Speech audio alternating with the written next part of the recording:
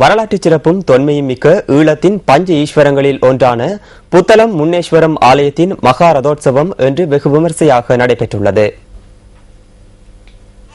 வடமேல் மாகாணத்தின் புத்தளம் மாவட்டத்தில் அமைந்துள்ள சிலாபத்தில் உள்ள முன்னேஸ்வரம் ஆலயம் 64 சக்தி பீடங்களில் ஒன்றாகும். இன்று காலை வசந்த மண்டப பூசையுடன் ஆரம்பமான உற்சவத்தில் பஞ்சமூர்த்திகள் உள்வீதி வலம் வந்ததுடன் தொடர்ந்து ரதங்களில் வெளிவீதிகளிலும் பவனி வந்து பக்தர்களுக்கு அருட்காட்சி கொடுத்தனர். ரதோற்சவத்திற்காக புதிதாக நிர்மாணிக்கப்பட்ட கமலாகார சித்திர ரதத்தில் முன்னேஸ்வரம் ஸ்ரீ வடிவாம்பிகை சமேத ஸ்ரீ முன்னைநாத சுவாமி பவனி வந்து பக்தர்களுக்கு அருள் பாலித்தார். இனமத பேதமின்றி பெருந்திரளான மக்கள் மகா ரதோற்சவத்தில் கலந்து கொண்டு முன்னேஸ்வரம் ஸ்ரீ வடிவாம்பிகை சமேத ஸ்ரீ முன்னைநாத சுவாமியிடம் தமது வேண்டுதல்களை முன்வைத்து அருளாசியை பெற்றுக் கொண்டனர். 28ஆம் நாள் நிறைவு உற்சவமான மகா தீர்த்த உற்சவம் நாளைய தினம் நடைபெறவுள்ளமை குறிப்பிடத்தக்கது. மாமனிதர் குமார் பொன்னம்பலத்தின் 75வது ஜனனத்தின நினைவு பேருரை நேற்று யாழ்ப்பாணத்தில் நடைபெற்றது. இந்த நிகழ்வை குமார் பொன்னம்பலம் ஞாபகார்த்த அமைப்பு ஏற்பாடு செய்திருந்தது. இந்த நிகழ்வில் தற்கால சர்வதேச சட்ட மற்றும் அரசியல் ஒழுங்கில் போருக்கு பின்னரான தமிழர்களின் சுய நிர்ணய போராட்டம் என்ற தலைப்பில் பேருரை நிகழ்த்தப்பட்டது. சட்டத்துறை விரிவுரையாளர் குமார வடிவேல் குருபரனினால் இந்த பேருரை இடம்பெற்றமை குறிப்பிடத்தக்கது.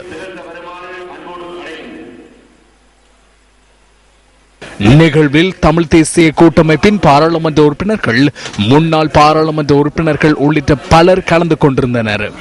நாங்கள் இன்று பூரணமாக ஜனநாயக ரீதியாக செயற்படுகின்றவர்கள் என்ற அடிப்படையில் இந்த ஜனநாயக ரீதியான முன்வைப்பை வைத்தால் ஜனநாயகம் என்ற ஒற்றை சுலோகம் தாங்குபவர்கள் கூட இதற்கு மறுப்பு சொல்ல முடியாது, அறரீதியாக அறத்தின் பாற்பட்டு என்பதனை நாங்கள் கவனிக்க வேண்டும். தாம் விரும்பும் அரசியல் தீர்வை மேற்கொள்வதற்கான சுய நிர்ணய உரிமையை செயற்படுத்தும் கருவியாக தமிழர்கள் பொதுசன வாக்கெடுப்பை கோருவதற்கான தார்மீக உரிமை இருக்கின்றது.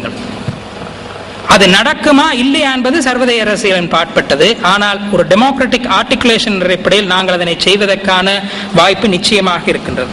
இதில் நான் முக்கியமாக வலியுறுத்த வேண்டியது, இந்த பொதுசன வாக்கெடுப்பில் தமிழர்கள் என்ன தெரிவு செய்ய போகின்றார்கள் என்பதனை பற்றி இப்பொழுது நாங்கள் பேச வேண்டியதில்லை, பேசவும் கூடாது. ஒரு செயல்முறை சார்ந்த முன்வைப்பாக, ஒரு ப்ராசஸ் ரிலேட்டட் ஆர்டிகுலேஷன், நாங்கள் ஒரு ஜனநாயகத்தை வெளிப்படுத்த விரும்புகின்றோம் என்ற ஒரு சேர்ப்பவர்கள் என்ற அடிப்படையிலேயே நாங்கள் இப்போதைக்கு அந்த முன்வைப்பை வைக்க வேண்டும். அப்படி வைத்தால் அதில் சிக்கலும் இல்லை, எந்த முரண்பாடும் இருக்க வேண்டிய அவசியமும் இல்லை. கிளிநொச்சியில் போலீசாரின் மோட்டார் சைக்கிள் மீது லொரியை மோதிவிட்டு தப்பிச் சென்ற சாரதியை கைது செய்வதற்கான விசாரணைகளை போலீசார் ஆரம்பித்துள்ளனர். கிளிநொச்சி போலீஸ் நிலையத்திற்கு அருகில் நேற்றிரவு சட்டவிரோதமாக மரக்குற்றிகளை ஏற்றிச் சென்ற லொரியொன்றை மோட்டார் சைக்கிளில் சென்ற போலீசார் வழிமறிக்க முற்பட்ட போது இந்த சம்பவம் இடம்பெற்றுள்ளது. இதில் மாங்குளம் போலீஸ் நிலையத்தைச் சேர்ந்த 2 போலீஸ் உத்தியோகத்தர்களே கடும் காயங்களுக்கு இலக்காகி வைத்தியசாலையில் அனுமதிக்கப்பட்டுள்ளதாக கிளிநொச்சி போலீசார் தெரிவித்துள்ளனர். போலீசாரின் மோட்டார் சைக்கிளுடன் மோதிய லொரி கைப்பற்றப்பட்டுள்ளதாகவும் தப்பிச் சென்ற சாரதியை கைது செய்வதற்காக விசாரணை ஆரம்பிக்கப்பட்டுள்ளதாகவும் போலீசார் குறிப்பிட்டுள்ளனர். நியாயமான தலைவராக JR ஜெயவர்தனவினால் கட்சியின் வெற்றிக்காக R பிரேமதாச ஜனாதிபதி வேட்பாளராக தெரிவு செய்யப்பட்டார் என ஐக்கிய தேசிய கட்சியின் முன்னாள் பொதுச் செயலாளர் சிறிதுங்க குரே தெரிவிக்கின்றார். 3வது முறையாகவும் ஜனாதிபதியாகும் எதிர்பார்ப்பு JR ஜெயவர்தனவிடம் இருந்ததாக ஐக்கிய தேசிய கட்சியின் முன்னாள் பொதுச் செயலாளர் சிறிதுங்க குரே தெரிவிக்கின்றார். எனினும் மக்களின் எதிர்பார்ப்புக்கு மதிப்பளித்து JR ஜெயவர்தன அந்த சந்தர்ப்பத்தை R பிரேமதாசவிற்கு வழங்க வேண்டி ஏற்பட்டதாகவும் அவர் சுட்டிக்காட்டினார். JR ජයවර්ධන ජනාධිපතිතුමා තමයි එක්සත් ජාතික පක්ෂයේ ජනාධිපති අපේක්ෂකයා වශයෙන් එන්ට හිටියේ. 3வது தடவையாகவும் ஐக்கிய தேசிய கட்சியின் ஜனாதிபதி வேட்பாளராக JR ஜெயவர்தன போட்டியிட எண்ணியிருந்தார். மீண்டும் ஒருமுறை அவர் ஜனாதிபதியாக தெரிவாகி இருக்கலாம். எனினும் தலைவர் என்ற ரீதியில் கட்சி ஆதரவாளர்கள், நாடு, மக்கள் தொடர்பில் சிந்தித்தார். அதனால் ஜனாதிபதியாக போட்டியிட சிறந்த ஒரு நபர் பிரேமதாஸ் என அவர் எண்ணினார். JR ஜெயவர்தன அவர் தொடர்பில் சிந்திக்கவில்லை, கட்சி, மக்கள் ஆதரவாளர்கள் தொடர்பிலேயே சிந்தித்தார்.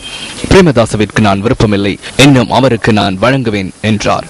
கட்சியை வெற்றி பெறச் செய்வதற்காகவே நான் வழங்குகிறேன் என கூறினார். அதற்காகவே இன்றும் நான் அவர் அவரை மதிக்கின்றேன். அந்த சந்தர்ப்பத்தில் அனைவரும் கட்சி தொடர்பில் சிந்தித்தார்கள். கட்சி தொடர்பில் சிந்தித்தார், தன்னை பற்றி சிந்திக்கவில்லை. ඒ අවස්ථාවේදී පාක්ෂිකයන් ගැන හිතුවා, පක්ෂය ගැන තමා ගැන හිතුවේ නැහැ. ඡන්ද සටනක් කරන නායකයා ජනතාවගේ ප්‍රසාදය දිනාගත් කෙනෙක් වෙන්න ඕන. එතනදී තමයි ජේ.ආර්. ජයවර්ධන මහතා ප්‍රේමදාස මහතා තෝරගත්තේ. அடுத்து வெளிநாட்டுச் செய்தி.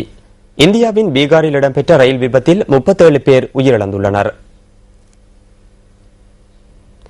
இந்த விபத்தில் மேலும் பலர் பலத்த காயங்களுக்கு உள்ளாகியுள்ளதுடன் உயிரிழப்புகளின் எண்ணிக்கை அதிகரிக்கலாம் என அச்சம் வெளியிடப்பட்டுள்ளது. விபத்து இடம்பெற்ற பகுதியில் மீட்பு பணிகள் இடம்பெற்று வருவதாக இந்திய ரயில்வே அதிகாரி குறிப்பிட்டார். இந்த விபத்தை அடுத்து ரயில் நிலையத்தில் ஒன்று கூடியவர்கள் ரயில் மீது தாக்குதல் நடத்தியதுடன் அதற்கு தீ வைத்துள்ளதாகவும் தெரிவிக்கப்படுகின்றது.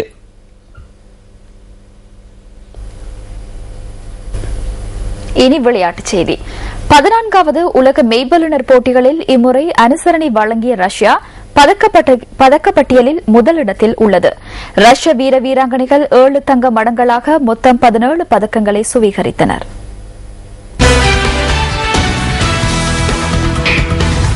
ரஷ்யாவின் மாஸ்கோ நகரில் நேற்று நிறைவுக்கு வந்த இந்த விளையாட்டு விழாவில் ஆடவருக்கான 4 தர 100 மீட்டர் அஞ்சலோட்ட போட்டியில் அமெரிக்க குழாம் வீரர்கள் பேட்டன் பரிமாற்றத்தில் தடுமாற்றம் ஏற்பட்டது.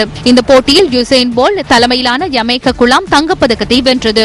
அமெரிக்க குழாத்துக்கு வெள்ளிப் பதக்கம் கிடைத்தது. மகளிருக்கான 4 தர 100 மீட்டர் அஞ்சலோட்டத்தில் ஜமைக்கா குழாம் தங்கப்பதக்கத்தை தம்பசப்படுத்தியது.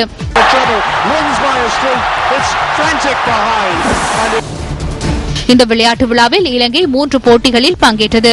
மகளிருக்கான 400 மீட்டர் ஓட்டத்தில் இலங்கையின் கிறிஸ்டின் சோனாலி மேரில் தவறான ஆரம்பம் காரணமாக போட்டியிலிருந்து நீக்கப்பட்டார். ஆடவருக்கான 4 தர 400 மீட்டர் ஓட்டத்தில் இலங்கை குழாம் லீக் சுற்றுடன் வெளியேற்றப்பட்டது. இந்த போட்டிகளில் இலங்கை சார்பாக அதிகபட்ச ஆற்றலை வெளிப்படுத்திய ஒருவராக ஈட்டியெறிதல் வீராங்கனை நதிகா லக்மாலில் பதிவானார். தகுதிகான் சுற்றில் 60.3 மீட்டர் தூரத்துக்கு ஈட்டியை எறிந்த இவர் இந்த போட்டி பிரிவில் உலகின் தலை சிறந்த 12 வீராங்கனைகள் பட்டியலில் இணைந்து கொண்டார். எனினும் இறுதிப் போட்டியில் அவரால் 58.16 மீட்டர் தூரத்துக்கே ஈட்டியை எறிய முடிந்தது.